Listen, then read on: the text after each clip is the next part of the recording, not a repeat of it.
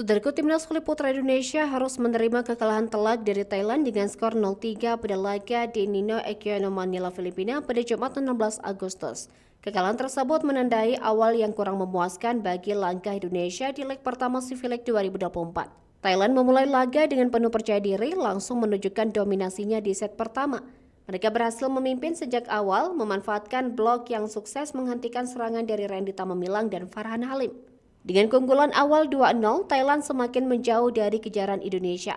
Tim Indonesia tampak kesulitan di awal pertandingan, tertinggal 1-6 dari lawan.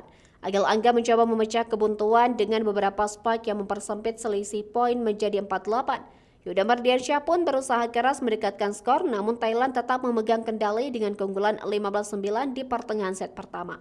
Meski Indonesia sempat mendekat pada angka 20-23, set pertama akhirnya ditutup oleh Thailand dengan kemenangan 25-21. Persaingan semakin sengit di set kedua tim saling mengejar poin hingga skor imbang 3-3, Indonesia sempat memimpin dengan skor 5-3, namun Thailand kembali mengejar.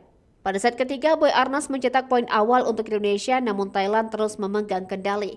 Meski Indonesia berusaha memperbaiki permainan, Thailand tetap dominan dan terus menekan hingga memimpin 7-5. Dominasi Thailand berlanjut hingga mereka unggul 21-19 di penghujung set. Akhirnya Thailand menutup set ketiga dengan skor 25-20, sekaligus memastikan kemenangan 3-0 atas Indonesia di SEA-Games 2024 leg pertama.